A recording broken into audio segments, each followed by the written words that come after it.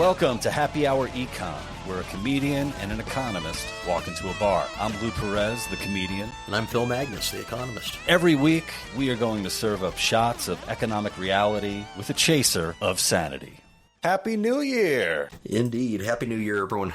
Phil, I hope 2025 ended well for you. I hope it was a year of much success and happiness and good cheer. If it wasn't, we could talk about it off. We don't want to bum anybody out. It's certainly an unexpected year in the way that it kind of played out, because if you'd asked me January 1st, 2025, what the dominant political issues and economic issues of the year would have been, I would not have said tariffs. And yet, that turned out to be the case. Do you foresee a 2026 of more tariffs? Well, I think the interesting thing is, what's the Trump administration going to do in the international trade arena? And, one thing that's different about this coming year is they have a midterm election, and so far their tariff policy has been one of the least popular things about the Trump administration. So the question is, do they take the cues from voters and switch tax based on the fact this is probably likely to harm them at the polling place if they continue on this agenda that they did in 2025. Something I wanted to ask you about for a while now is this idea of using tariffs as sort of a bargaining chip. Trump is sort of using this as a way to tell other countries like, hey, play ball or else. What's your take on that? Well, I think there's certainly people in the administration that have wanted to use it as a bargaining chip. And, the idea here is it's leverage. It's like a carrot stick mechanism that we offer to other countries to get them to do things or to cease doing things that we don't like. But that only works if the bargaining chip is credible. And the problem the Trump administration has had is, even though there are some that want to use tariffs as foreign policy leverage, there are other people in the administration that want to use tariffs to raise revenue for the government to spend. And then there's yet another faction in the administration that wants to use tariffs to divert consumption to domestic industries and protect them from their foreign rivals. And something I've been pointing out from the beginning, you can only pick one of these three goals to go with. If you try to do all three of them, two of them contradict the others. And that's the conundrum that the Trump administration has been involved in. Leverage only works if you can credibly stick to the tool. And we already saw just last year, within a week of Liberation Day in April 2025, they changed course. And that just destroys the mechanism of leverage in the eyes of other countries, because other countries, they start to see tariffs as just this bluster, as something that could change in a given week because the president, for example, doesn't like a television ad that Canada ran, or is upset about a judicial ruling in Brazil, and he just changes his mind, and suddenly that country has a new tariff rate. All the leverage is gone. Yeah, and when it comes to tariffs, I think it's something that everybody feels to one degree or another. I mean, just something like groceries, the price of groceries have just been... Absolutely. I'm really shocked the amount of times that I look at my grocery bill and I'm like, really? Then there's other stuff where it seems like prices everywhere have been going up on everything. And I don't know if this is, attributable to tariffs, but it doesn't help. And I look at, something like my car insurance and my home insurance, those rates going up considerably. Maybe I'm very silly or naive, but I thought, hey, I've been a safe driver for over 20 years. My car insurance should go down, right? Right. My home has the latest wiring and all of the good stuff, and everything's up to code and all that. It should go down, right? But it's just not the case. Everything's just going up. Well, and it comes off of an election. 2024 election was basically a repudiation of the Biden era inflation problem. Inflation's a different type of a mechanism than tariffs. Inflation's a monetary policy. It derives from basically what the central bank does. Tariffs are a transfer. They take money from some sector of the economy and they reallocate it somewhere else. That goes into tax revenue, or it shifts prices around, and it means that the producer of a good that's benefiting from the tariff gets to charge higher prices. But the mechanism plays out in ways that are felt by the consumers. You lose consumer surplus. You lose value that you could have at the store. Your dollar doesn't go as far because your groceries cost more. And that's really kind of where the pain is being felt. And we see real world evidence of this. People that track retail prices have seen a sharp increase over the last year, and it almost directly coincides with the president's tariff policies. We just came out of the Christmas season. I know several people, including family members, that tried to mail gifts to people in the United States, family members that live in other countries. They tried to mail gifts to people in the United States, and it arrives with UPS or FedEx or one of the shippers, and there's a tariff bill attached to it. And it's like, oh, well, the $5 pair of socks that a cousin in Canada tried to mail as a Christmas gift comes with a $10 tariff bill attached to it. And that's a sticker shock. That's a surprise for you. But that all comes about from policy changes in the last year, and I don't think it's gone unnoticed. Oh, and also just to remind everybody, just because you pay more for something, it doesn't mean it's better now. Not at all. It's like the guys who get bottle service in the club and they're spending $500 for this bottle of alcohol that's like $20. Exactly. It's the cheap vodka from the bottom shelf in the plastic tub. When I hear about this stuff, when I hear about tariffs and inflation and stuff, I'm just reminded of how little power I have to make any of these changes on the grand scale. But when it comes to things like, on the personal scale, obviously New Year's comes around and people have these personal resolutions. It might get to the point where my resolution has to be to just stop eating food. It's going to be too much money. Well, the holidays incentivize us in the other direction, because that's, when everyone brings up the big fancy meals, Thanksgiving, Christmas. But at the same time, yes, the prices have gone up, and, getting beef at the store, getting ham, getting turkey, all these traditional holiday meals, the price tag was a bit higher this year. Yeah, it's too bad that, you can't do all of your eating for the year on Thanksgiving and Christmas, and then you're just done with it. You're like, okay, I got that over with. There you go. When we talk about resolutions, ultimately what we're talking about are choices that people are making. And I think it's important for people to start associating choices with economics. Yeah. So choices, they revolve around limited resources. We all operate in a world of scarcity, but we also have subjective value on what we desire, what we want. And it's how to use those resources to best fulfill our wants and needs. And that's kind of the crux of economic exchanges is what do I have?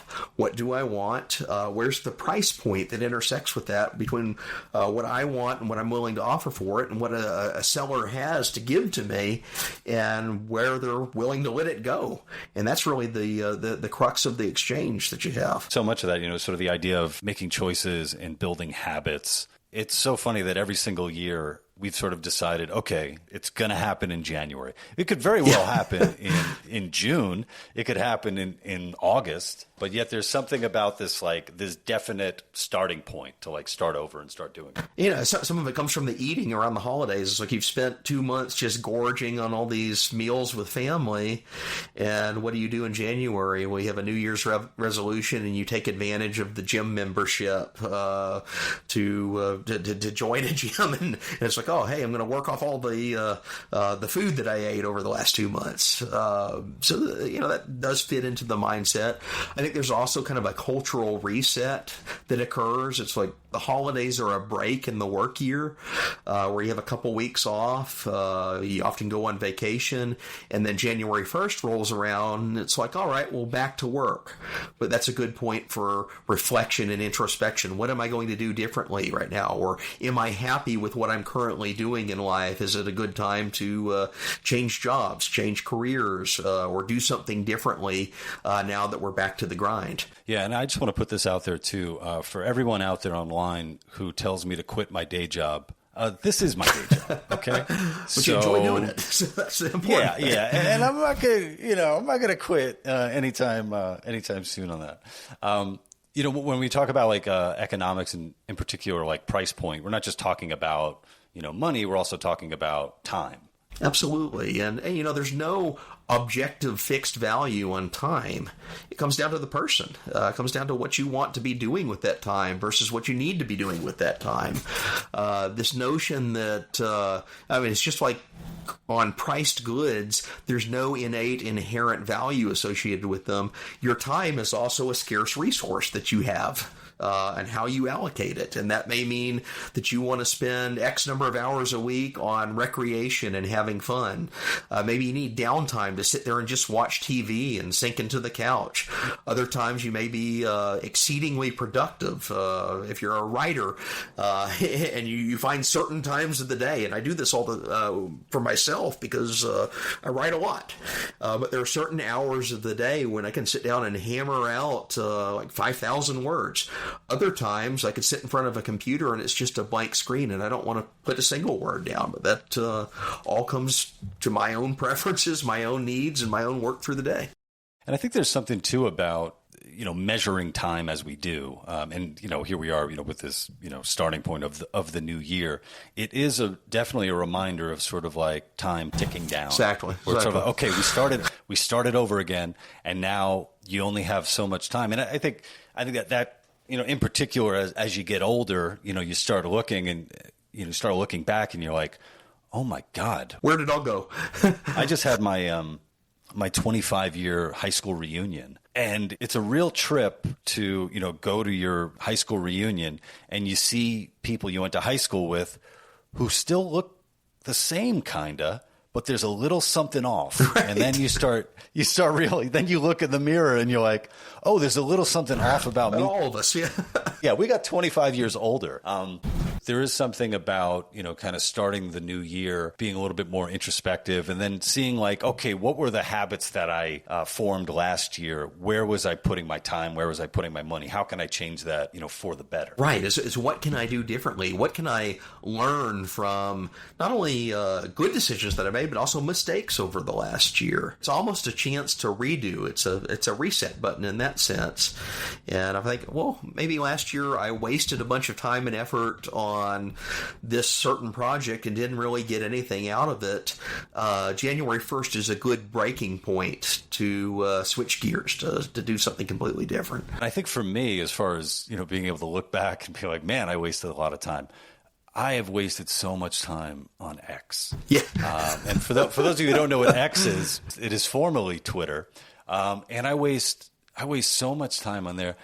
Granted, it's a lot of fun. It is absolutely a lot of fun. For those of you who don't follow me or Phil on Twitter, you don't have to follow me. You should follow Phil. Look, as the comedian, when I get into Twitter fights with people, it always goes ad hominem. The amount of people who point out that I'm losing my hair. It's like, well, so what? Apparently, I've lost every single argument because I have a receding hairline. Okay, so that's the kind of argumentation I deal with and I dish out. But when it comes to Phil gets into these arguments and he brings receipts from history. He brings primary sources to it, to the point where I used to tell people, I was like, I wouldn't want to get into an argument with Phil over what my birthday is. I'd look it up and here's a picture of your birth certificate. And there's yeah, I think Phil would find out, no, Lou, it's actually not February 26th. As far as, it is fun. It's a nice diversion. Is it something that, would you ever say you should be spending more time on social media? Probably not. I see it as complementary to a lot of the things that I do because, these little frivolous debates that take place on something like Twitter often help me refine ideas. And if I am trying to turn something into a more sophisticated article or publication that I'm going to send off to, say, a major newspaper or an academic journal, it's a way to test and see how those arguments are received. It's also, I like the challenges that come from it. If someone says, oh, well, prove something that you claimed, that's an impetus. It's a good reason for me to go research and dig deeper into it. And it's also a chance to, part of the refinement process, if I find that an argument's just not working, or maybe I discover some new evidence that someone points out to me that I didn't know about before, I can change direction on that argument. And the more important version of it is not going to be the one that I posted on Twitter, or X as it's now called. The more important version of it's going to be the one that becomes a book chapter. Yeah, and I think it's really important to know what other people are thinking. Yeah, yeah. I used to work at FIRE, Foundation for Individual Rights and Expression. I used to work in kind of with their communications department, and I produced some really fun videos with them. And one of the things that we often discussed, and this isn't giving away any secrets, is I guess what they would describe as the knowledge problem. And for those of you who don't know, but FIRE, it's the premier free speech organization.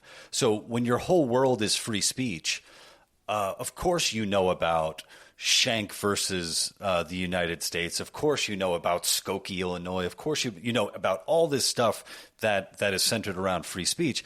But the reality is most people don't know about that. Yeah. So when you're approaching trying to connect with people, you can't talk to them as if they also know exactly what you're talking about.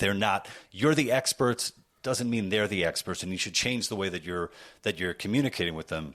And the stuff that I see what you're doing, Phil, is you are having these encounters with people who, maybe their whole line of inquiry or their whole way of debate is basically just sharing memes and expecting like I won, like they're sharing a meme as their version of saying, "Hey Lou, you're losing your hair, man."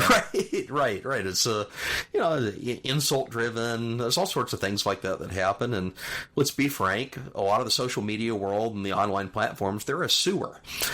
They bring out some of the worst elements of society, and they give them anonymity to post all sorts of garbage on the internet that you imagine if this person tried the same type of communication in a one-on-one conversation, they get punched in the face. But the internet kind of gives them that buffer of anonymous engagement, and they abuse it in ways that are often not pretty. But that's the downside of these platforms. The upside, though, is there are ways to get around that. There are ways to ignore it. And one thing I always point out, people ask me, why do you engage with some of these elements from the sewer?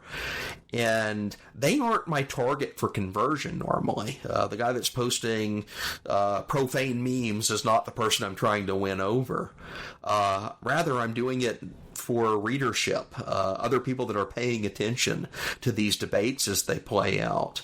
And I'm hoping that I can offer a better version of arguments on my side, my perspective, which is often, it's a free market perspective. It's economically grounded. It's historically minded. Oftentimes, the Independent Institute where I work, we take stances on policy issues, and we want to put the best face of those forward.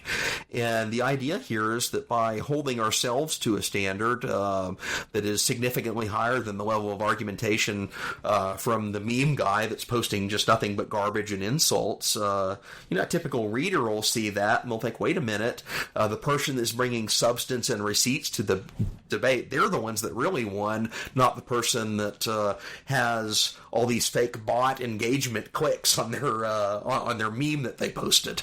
Well, I think one way to fight against those, anonymous bots who call out my weight is by losing weight. So I went and I'm going to show all of them. I'm going to become ripped in 2026, and I think that is definitely a New Year's resolution that seems universal across the board. People want to, this is the year, I'm going to diet, I'm going to get in shape, I'm going to be healthier, et cetera, et cetera.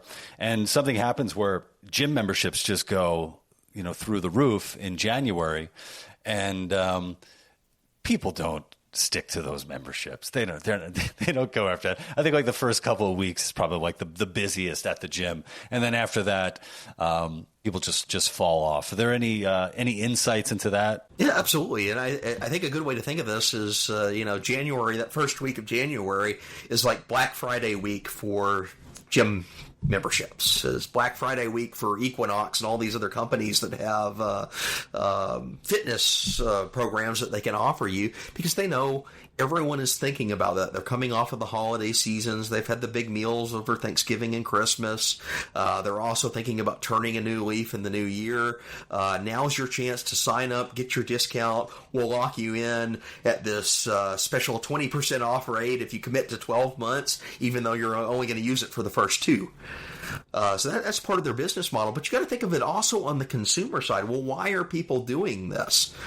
And, if you purchase a gym membership, it's not just you thinking through, hey, I'm committing for the next 12 months to go every Thursday night to the gym and take this particular class. It's also you making a purchase in advance where you know that option is available to you. And you may not use it every time. It may be July and you haven't gone to the gym in several months, but it is a personal economic investment for you. It's still a value to you knowing that, hey, you have a free afternoon and that thing that you've been paying for all these months, it's still there for you to go back to. So this is part of the reason why people will purchase what looks like, at least on the surface, hey, you're only buying a few weeks in January, February, to extend it across the entire year. It's actually still an economically rational decision that you're making, because that gives you the option throughout the rest of the year. If and when you ever decided you want to go to the gym, it's as simple as showing up. You don't have to initiate a new membership. Also, I think out of all of the kind of subscription-based models, the gym is one of the easiest ones to just guilt people into keeping. Absolutely. Because, most of the times, like, if you turn around and you look at your credit card statement and you're like, man, I haven't watched Netflix in 6 months, right? You're going to be like, hey, maybe I don't need Netflix. But there's something about a gym membership where it's, no, I'm going to overcome. I'm going to do it. I'm going to get to the gym. You are buying the security of having that option available to you. Whether it's a week from now, a month from now, later in the year, the knowledge that you have that. It doesn't mean that you're always going to act on it. In fact, most people will not act on it more often than they will act on it by the end of the year. But that knowledge that you could, just hop in the car one afternoon and go to the gym because you've got some time off and you've been thinking about this. There's some security. There's some comfort. There's an ease of transaction. You no longer have to find a new gym. You have one that you know and you've been a part of, and you know that it's going to be there in the future, and you're going to get more or less the same level of service that you expected when you signed up back in January. There's kind of like this culture of like the alpha bro, right? alpha bro influencer, right?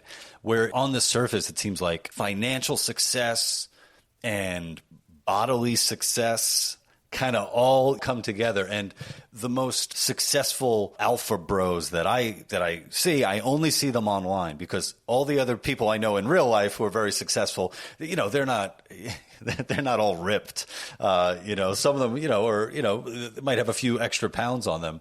Is there a component to like economic success and like physical success? I think it's, spurious correlation. There are some instances where that's absolutely true. There's other instances where, the least fit, least healthy guy is like the computer nerd that's sitting there programming all day, but might be a multimillionaire because he invented a new program or fulfilled a new service. I think a lot of the online influencer scene, you'll notice that a lot of these accounts, even though they project this notion of fitness or the fad diet or whatever it happens to be at the moment, they're often anonymous accounts. And I think there's some of that effect. If you remember, there was the old South Park episode about the video gamer guy who was going around in World of Warcraft and had figured out how to defeat any enemy. And then they cut to the screen, and it's this morbidly obese, slovenly character, like surrounded by fast food, just hanging out and hovering over a keyboard. I think there's also some element of that, and the anonymity of the internet allows people to play up that and adopt a fitness persona online, even though they're not that in real life. I just want to point out that guy sounds like the neoliberal. He ruined World of Warcraft there. For those of you who don't know the reference, you got to listen to all of our episodes to get all the inside jokes. I think there's something about the New Year's resolutions. Obviously, most people want to make more money, and they might fall, I think, fall victim to more of these kind of like online, scams, pyramid schemes and whatnot. There's this one guy that I've seen where his pitch is basically, if you're an executive who makes $150K or more and you're out of shape, a woman will never respect you. Your children will never respect you. You will be laughed at your whole life. You need my program. And it's just like, and I'm like, it's a marketing ploy. It's like, there's gotta be at least 5 guys who are going to be like, oh man, I make $150K a year and I want people to respect me. I want my kids to respect me, and they're going to fall for this thing, They're playing on that because the person that makes $150K a year, part of that message is you can afford this. You can afford to sign up for my program or my nutritional supplement, even though it's snake oil, and this is going to change your life. I just view that as kind of a marketing ploy. It's part of the way that advertising works, and it's appealing to something that sounds instinctive, but again, buyer beware. I think one of the next moves that we have to make is we have to come up with a supplement that we could. There's our sponsor. We need a happy hour econ supplement, something that you could just slip into your own beer, and it just gets rid. It's like, oh man, this beer has never been healthier. I'm going to get totally jacked. Right. As the electrolytes that plants need or something like that.